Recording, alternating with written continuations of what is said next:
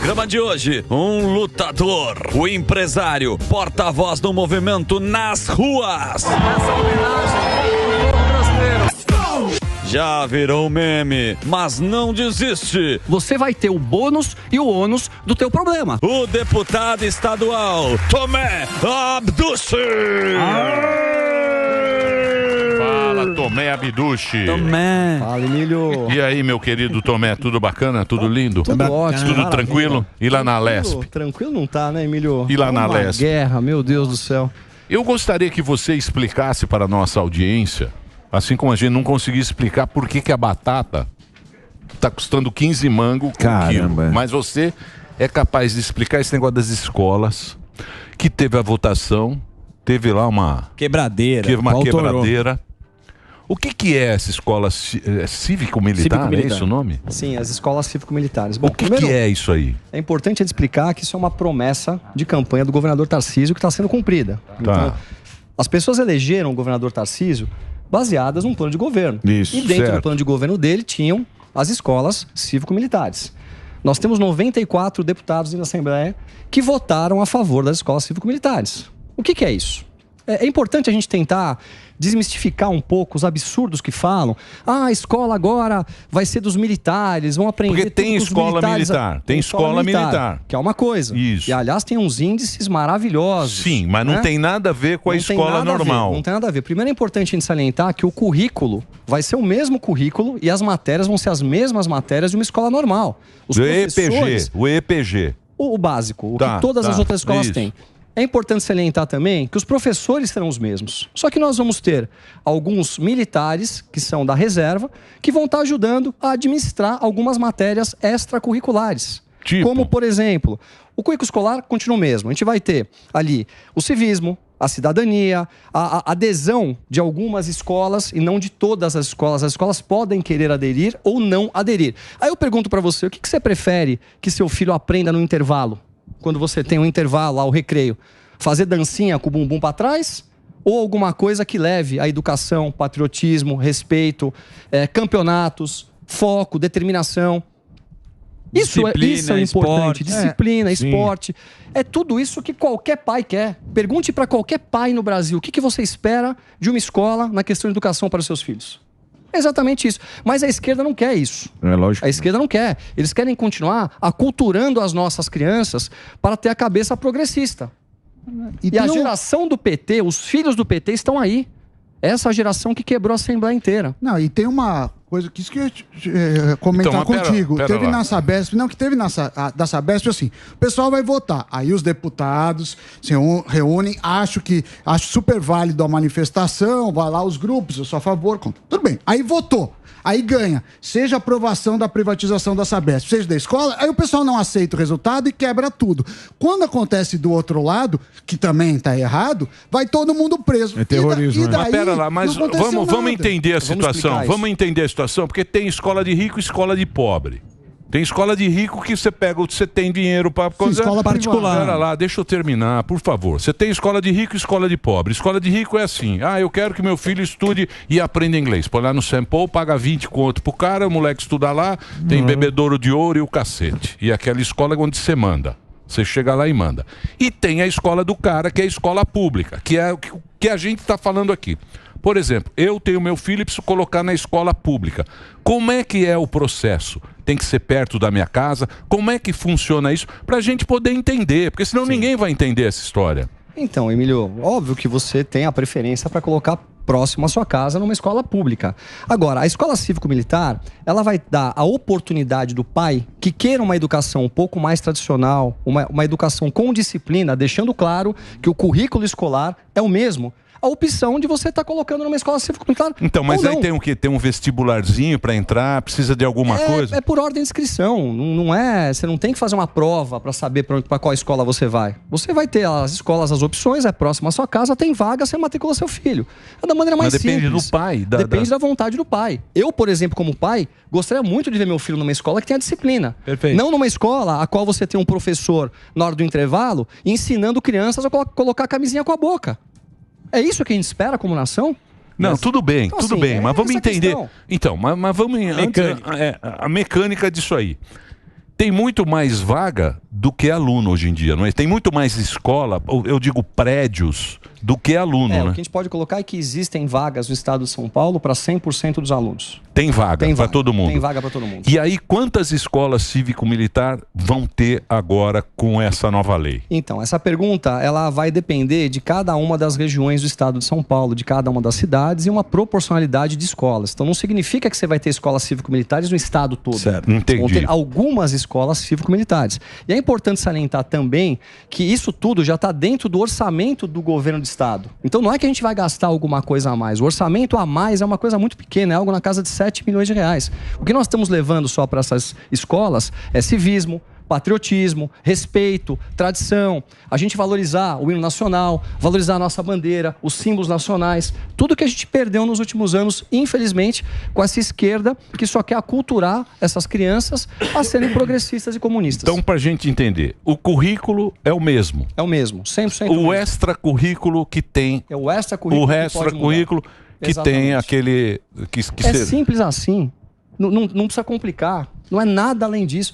Então a esquerda está com medo, dizendo que agora nós vamos estar aculturando as nossas crianças a serem da direita extrema. Escola de isso extrema não direita. existe. Isso não existe. O que a gente não quer só é que falem para nossos filhos coisas que não têm princípios e valores, que é o que está acontecendo hoje em todo o estado. Mas isso não vem do MEC? Isso vem não tenha dúvida, do processo Paulo Freire, que acabou com a educação do Brasil nos últimos anos. Desde que eu me dou por gente, a educação é Paulo Freire. Olha o que nós formamos. Olha essa juventude que nós formamos. Vocês não têm ideia o que foi o bastidor da Assembleia Legislativa. É um problema sério, porque eles estão lá a mando de alguém, articulados, com liderança, alguém financia a ida deles para estarem lá, eles têm grito de guerra e eles sabem como devem se portar, inclusive, porque a linha de frente deles começa a afrontar os guardas e começa a querer invadir a Assembleia, e muitas vezes invadem. A linha de trás já está com os telefones todos ligados para falar, olha só, estão batendo em estudantes, estão batendo em mulheres, estão batendo em negros, uma coisa de louco, agressivos, com um olhar de ódio. E o pior de tudo, eles não sabem o que estão fazendo lá. E é nessa questão que o Sami falou, porque, que nem ele falou, se fosse do outro lado já ia estar tudo preso. O que aconteceu com essa turma? Alguém foi preso de fato? Sim, eles foram presos, sim. Eles tiveram a entrada na delegacia, mas na audiência de custódia, todo mundo voltou para casa. Eu não consigo entender, eu não consigo entender. Isso é política, né? Isso não é É política, não é? Não, política. E a turma que cometeu vandalismo lá em Brasília? Não, eu sei. Não, mas eu digo assim, por exemplo, tem escola hoje de ainda tem escola católica. Se eu quiser, eu posso colocar. Tem escola judaica. Tem escola judaica. Por que não pode ter uma escola cívico-militar? Isso que eu não consigo entender. Não quer. A esquerda quer continuar manipulando os nossos jovens a serem o que eles são hoje. Mas eu tô pessoas totalmente ideológicas, direcionadas, que não conseguem ter um raciocínio lógico para compreender a realidade do que está acontecendo e que vão lá para poder cumprir as pautas deles. E sabe uma coisa que me entristece muito? Eles usam eles como objeto de manobra, simples assim, porque eles colocam a vida dessas crianças em risco. Porque imagina, se afrontar lá uma tropa da polícia é uma coisa muito séria. Você entrar, quebrar tudo, a polícia precisa reagir àquilo tudo. E aí depois, esses mesmos deputados, sabe o que fazem? Eles vão no plenário dizer, estão batendo nos nossos jovens, os policiais opressores e agressivos estão agredindo as nossas crianças. Eles não estão nem aí para as nossas crianças. Isso daí também não é ataque à democracia também? Isso é um ataque, totalmente. E outra, é manipulação de um jovem para uma pauta pessoal do progressismo da esquerda. Eles destroem tudo. E a gente sabe o que aconteceu com a doutrinação das escolas, você vê nos Estados Unidos, pode ver aqui no Brasil, né? Que quando tem uma parte ideológica, muda até. Os professores têm um papel em relação a isso, Os professores têm um papel importantíssimo, e quando o professor ele entra para ensinar ideologia e não ensinar matemática, português e tudo mais que a gente precisa ter dentro de um currículo escolar, a gente vê o tipo de jovens que a gente forma. Eu olhava para aqueles jovens assim, com uma dor no coração, sabe? E pensava, o que será deles daqui a 15 anos? Esse é problema deles. Eu penso assim, eu falo, problema de vocês. Não, eu penso assim. Eu acho que é uma raiz do problema. Eu penso assim. Olha, Emílio, e não venha vocês com essa conversa. Quando eu vejo esses jovens, eu falo, azar o deles. Mas de quais jovens? eu não Desses aí, ó, que ficam lá, eu não no futuro. o futuro. Mas tem alguma O futuro crítica? está na mão deles. Tem alguma crítica em relação à ideologia dentro dessas escolas militares que a esquerda coloca, né? Porque eles levantam essa pauta, né? Não haverá ideologia. Não tem ideologia, você são não disciplinas. pode ter ideologia na escola. Perfeito. A partir do momento que você passa a disciplina, horário de chegada, né, que você cumpra as atividades, que você possa ter algum tipo de competição demonstrando liderança, disciplina e outras pautas importantes para um jovem. Um jovem precisa crescer São valores. com alinhamento, valores e princípios. Mas isso. é o professor, né? É o professor. É porque é o professor, ambiente escolar a escola é o professor. Por isso que eu acho o professor é o cara que tem que ser o cara mais interessado na escola. Ele tem que ganhar muito bem. O mestre. É ele que... Você pode ver, Tomé. A gente lembra do professor que a gente gostou. Marca. O professor que a gente gostou, a gente não esquece a vida inteira. Mas é o cara que tinha prazer em ensinar, que tinha... Eu lembro que eu tinha professor... É lógico, mas também tem... Ele também vem da ideologia. Porque, porra... Quando você vai ensinar alguém, você ensina do teu jeito. Não é? Mas sem impor. Você tá. pode fazer o cara raciocinar e ler 2 livros. Mas mais ou menos. A escola não deve ter ideologia. A escola tem que ensinar a pessoa a ter um raciocínio lógico e a compreender as matérias. Se você for levar ideologia para dentro da escola, você acaba com o país. Mas eu peguei escola dos militares. Eu peguei escola com educação moral e cívica. E tinha... Cantava hino no E olha a geração que formou-se. Mais ou menos. Nós não somos também nada. Topzera. Não somos topzera também. Então mas somos preocupante. topzera? Olha, eu tive muitos princípios e valores que vieram da escola. O que foi, Dedê? Não, que o Tomé tá falando que é ideologia não é só ideologia. Tem um negócio chamado Saresp que avalia as escolas. E as escolas, eu lembro que as militares eram as mais bem avaliadas. Então, se bombar a escola militar, quando chegar na avaliação, vai mostrar que eles estão muito mais à frente. E as que não são administradas pela polícia vai ser... Aí cai a narrativa da turma, né? Cai a narrativa, entendeu? Mas a narrativa da esquerda é não deixar que aconteça. Aí, sim, eu preciso aí, contar por pra conta vocês disso. o que aconteceu depois, quando a gente fala em democracia, que a esquerda tanto fala. Depois que nós tivemos a primeira votação, que era um método de votação, nós tivemos mais de 50 votos, nós já percebemos que nós íamos ter votos suficientes para poder aprovar as escolas cívico-militares. Só que nesse intervalo existem alguns discursos, alguns parlamentares vão lá para se posicionar. E teve um discurso de uma deputada da esquerda que falou o seguinte: agora que eles vão aprovar, nós vamos ter que ir para a luta nas ruas, junto com os pais e os alunos. Ou seja, eles não acatam uma decisão do parlamento. Isso é democracia? É ataque à democracia. Então, ninguém mas vê eu agora. acho também que aí tem a responsabilidade dos pais. Porque o pai hoje em dia meio que se dana ao filho. Ah, tá na escola, beleza. Nem olha currículo, nem olha nada. Porque é o pai que tem que ver isso aí. o que o menino tá aprendendo na escola. Porque essa ideia aí é do papai Fidel. O papai Fidel que falava da revolução. Que ele falou, não, a revolução começa lá com a criançada. Na escola. Começa na escola que isso aí vai, não adianta mais, não tem mais arma. É na escola, você vai, você cria Troca a geração. É que nem o jesuíta. O jesuíta, como se o jesuíta for esperto, quando eles vieram para cá, eles tinham que aprender outra língua. Não é? Eles tinham que ensinar na outra língua. Tinham que ensinar o que era Jesus para os índios. Pegaram as crianças.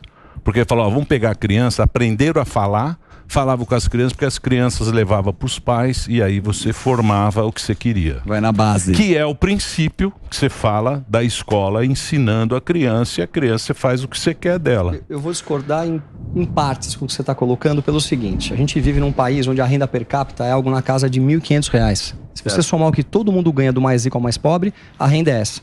Pelo CLT, a pessoa recebe uns R$800, R$900. Ela gasta para alugar uma casa numa comunidade, numa periferia, algo em torno de R$500. A maioria do Brasil tem R$400 para viver o mês inteiro, para comer, para poder comprar remédio, para se vestir. Essas pessoas estão tão preocupadas em poder trabalhar e tão cansadas dentro de um ônibus o dia todo, na ida e na volta, que elas não têm condição de olhar para a escola com esses olhos que nós olhamos. A escola é perto de casa, coloca lá. Ela chega em casa extremamente cansada. Para pensar, você trabalhar o dia inteiro que nem um louco, ter o seu filho em casa, no dia seguinte tem que sair de casa às 4 horas da manhã. Então ela não tem esse discernimento e essa atenção para poder falar, eu não quero meu filho nessa escola, eu quero levar para aquela escola. Mas tem que fazer esse esforço. Como leva? Tomé. Mas Exato. É difícil, Emílio. Não, tem que fazer. É uma realidade isso. Filho para trabalhar, não tem O cara tempo. tem que saber que filho, ele precisa cuidar do filho. Não adianta deixar... É o que acontece com todo mundo hoje em dia. O cara deixa o filho na escola...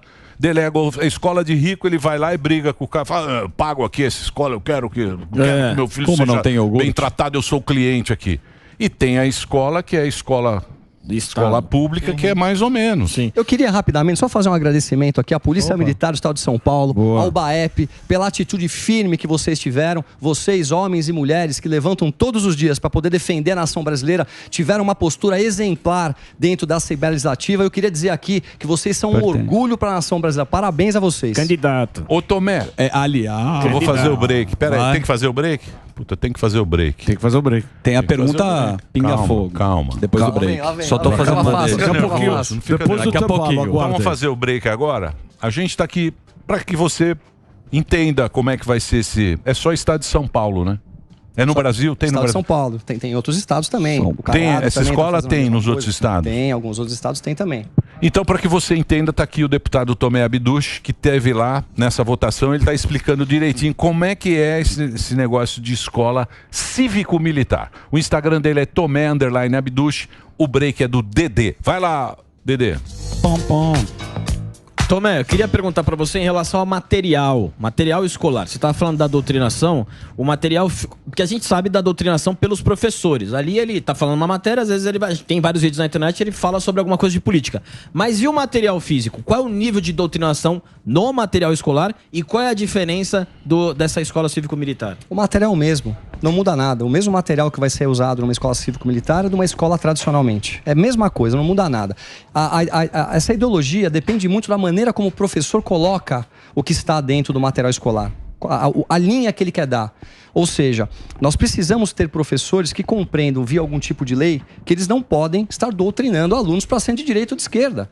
Sabe o que acontece com isso? A gente coloca o país de uma forma que nós ficamos um contra os outros. O Brasil hoje está totalmente polarizado, Emílio. Sim. Tá errado isso. Não, eu entendi o que você falou, Tomé, mas assim, existe o material, por exemplo, na matéria de história, existem várias deturpações da história do Brasil em questão já, não só do professor militar, mas no livro. Na metodologia. Existe sim. Normalmente, quando o MEC ele tem ali um governo de esquerda, eles sempre tentam introduzir a verdade deles, que não é a verdade verdadeira dentro do currículo e de tudo que nós temos ali em relação à matéria que é aplicada. Quando há um governo de direita, no caso do governo passado, isso acabou.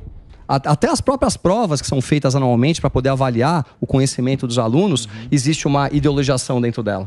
Então é muito cuidadoso o governo estar cuidando do que se coloca dentro do currículo, porque se a gente caminhar para poder o tempo todo ficar levando para lá ou para cá, a gente vai destruir o Brasil. Então nós temos que acabar com isso. E a escola cívico-militar não tem ideologia. Tem disciplina, respeito, foco, que é o que a gente precisa para os nossos filhos. Bonito, hein?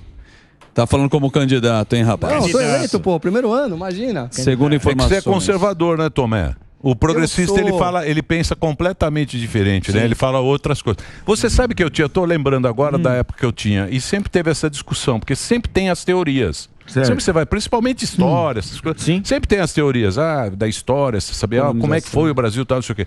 Eu tinha um professor que eu achava muito bom, mas era um saco, porque ele falava, hoje nós vamos discutir esse assunto. Eu tenho aqui 3 livros para vocês lerem. Daí vocês tirem a própria conclusão que vocês quiserem. Eu achava isso um absurdo. Porque você tinha que ler 3 livros, tá maluco. E ele não mastigava. Não.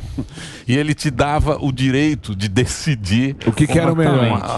Uma teoria. Fazia você pensar, era melhor assim, né? É complicado. Tem que ler 2 livros, né? Dava 3. É que a gente tem 3, depois você lê 2 livros? Então, depois a gente discute. Mas aí, bicho... Mas melhor que a gente... do que o cara empurra a goela abaixo. Mas aí é um inferno. Você pode tratar como brincadeira, mas a doutrinação ela faz parte de todos os lugares que a gente vê que tem um problema muito forte. É só pegar o que aconteceu nos Estados Unidos agora com esses estudantes. Assusta muito. Então, se tem um pensamento e o professor quer impor, o cara manipula. O que aconteceu na USP agora? Os caras acampando pro Hamas, sem saber. Eu acho que a sua maior preocupação também, além das crianças, é o que vai ser lá pra frente. É o que você quer construir. Sabe que eu ouvi um discurso de um deputado da esquerda ontem dizendo que nós temos que fazer com que toda a educação ela seja decidida pelo governo federal.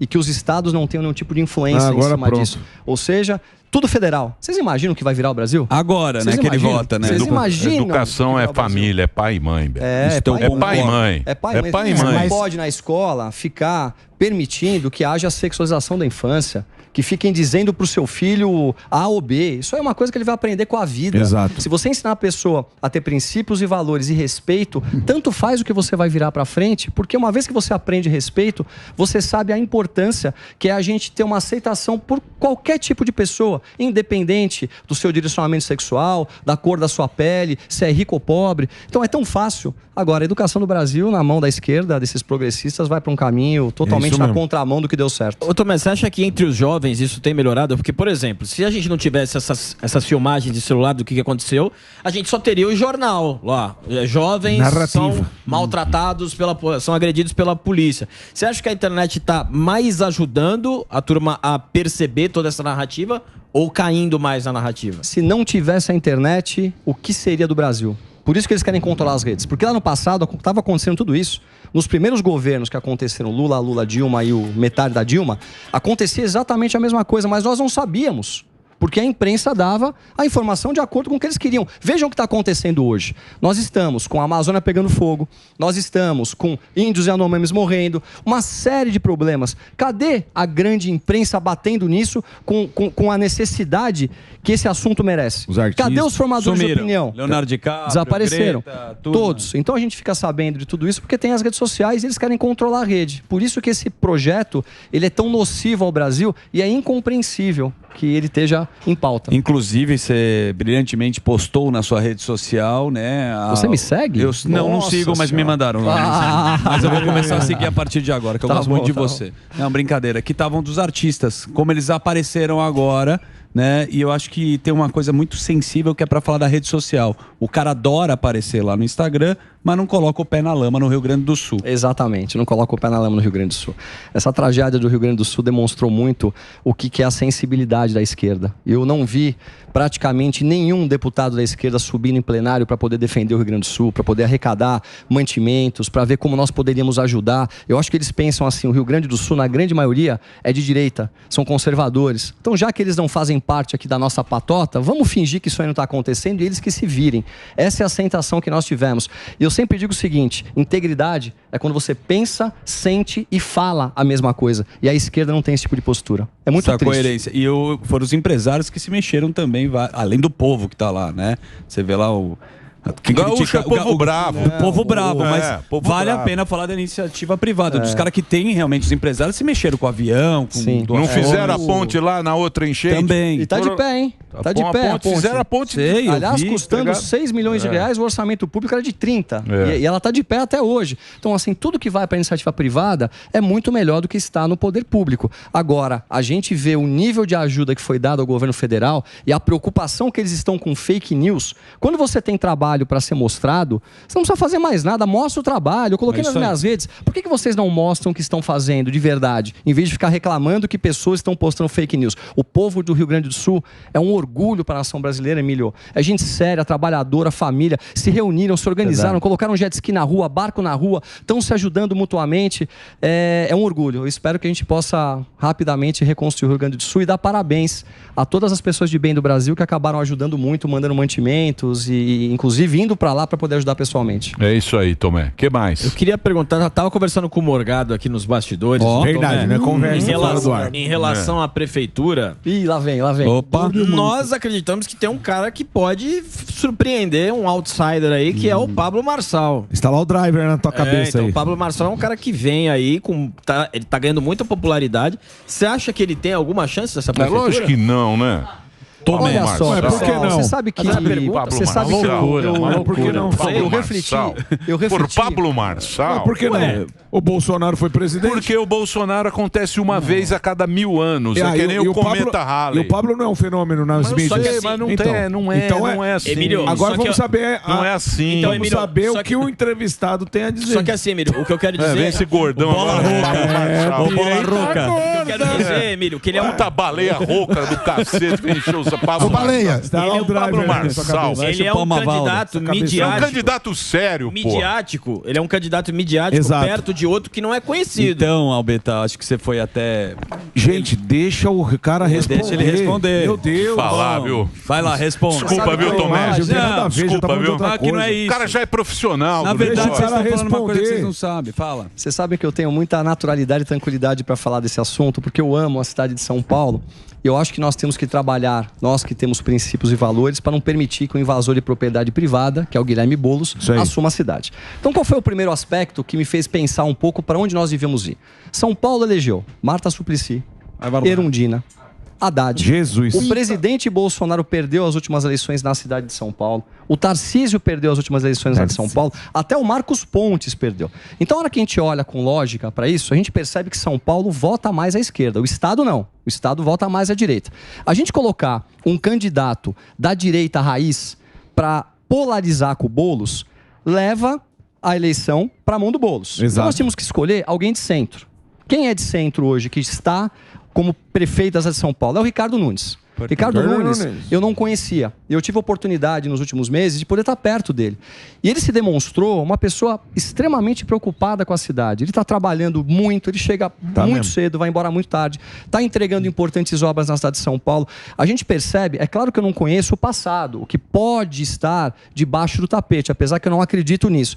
Mas o que eu conheci do Ricardo é uma pessoa preocupada com São Paulo, sensível, trabalhadora e que tem bons princípios e valores. Então nós temos nele, hoje, o nosso principal candidato. Agora tem que escolher um vice. Tá fazendo campanha. Olha o vice aqui. Não tô. É campanha. Não é.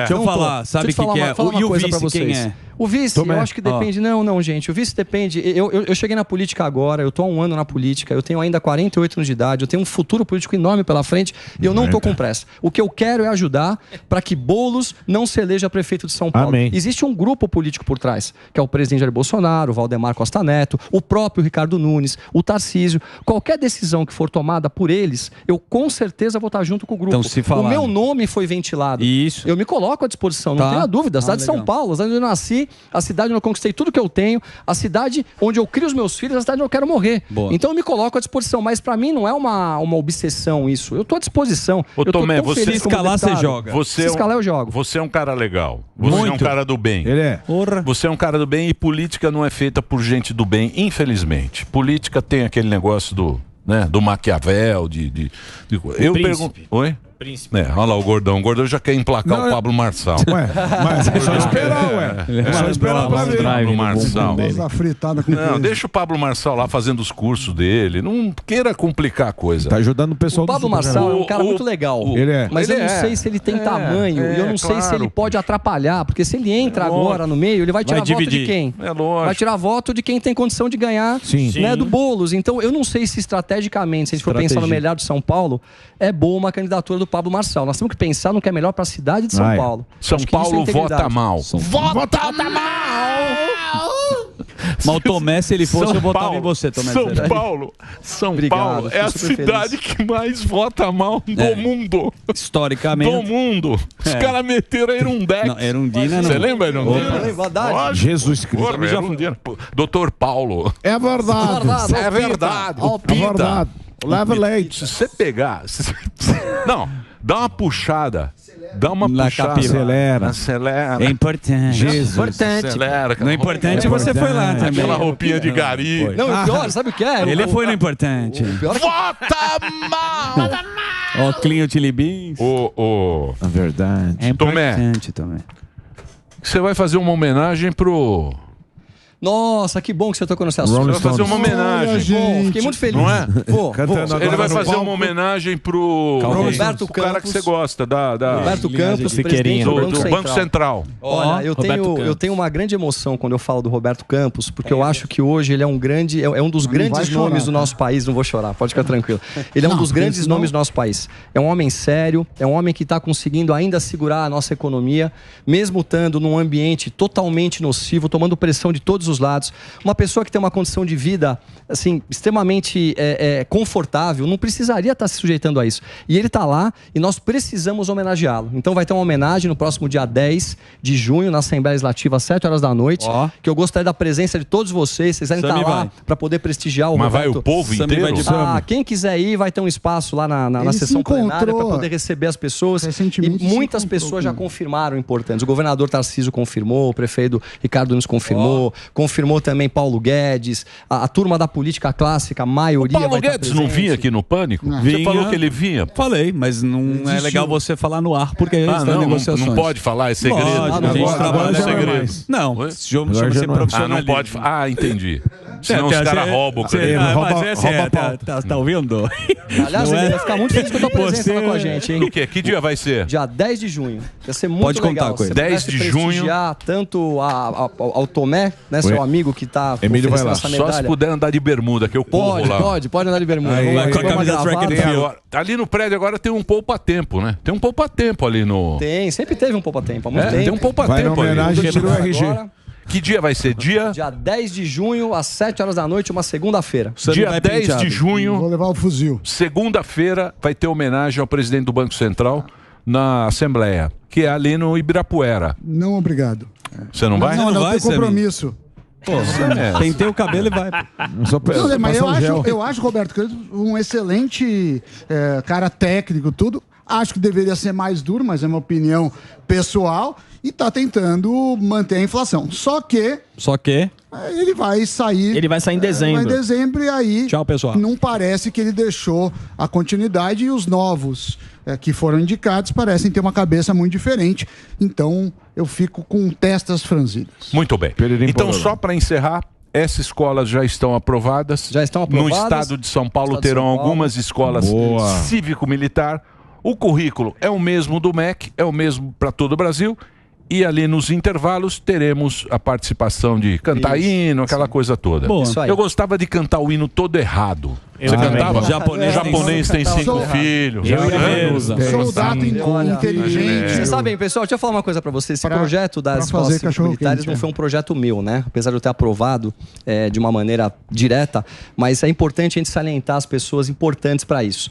Tanto o nosso governador Tarcísio de Freitas, o tenente Coimbra da Assembleia Legislativa, o deputado Lucas Bove, que abriu a frente parlamentar, o Gil Diniz e outros deputados da direita que foram assim fundamentais para que as escolas cívico-militares. Então eu acho importante a gente poder prestigiar as pessoas que trabalham pelo bem do nosso estado. Tá certo. O Tarcísio fez escola militar. Essa aí, meu amigo, essa é rígida. Pô, é só o SAMI aqui. Só o SAMI que passa. Só o SAMI que passa. Não sei se eu passo. Você passa. Só não passa na educação física. O SAMI, vou contar um negócio pra você. O SAMI é louco. Porra. Olha essa história do SAMI. O SAMI, ele prestou concurso, o pai dele falou, você tem que fazer concurso pro Banco do Brasil. Ele passou em primeiro lugar. Passou em primeiro lugar. Ele não fala. Pera lá, calma. Ele passou em primeiro lugar. Banco do Brasil é um puta, é difícil, porque tem muito candidato. Passou em primeiro lugar, aí ele foi. Aí colocaram ele aqui em Guarulhos. Aí ele foi 2 dias, pediu demissão. Muito longe. Ele falou muito chato. Falou muito chato disso. Uma salva de palmas. Isso aí. Muito bem. Daí parou na Tomé, obrigado por você ter vindo. Obrigado, Emílio. O Instagram do Tomé é Tomé_Abduch, tá aí pra você. É isso aí. A rede do Tomé. Tomé. Obrigado por você ter vindo, Tomé. Obrigado, Sempre é um Emílio, prazer. sempre um prazer.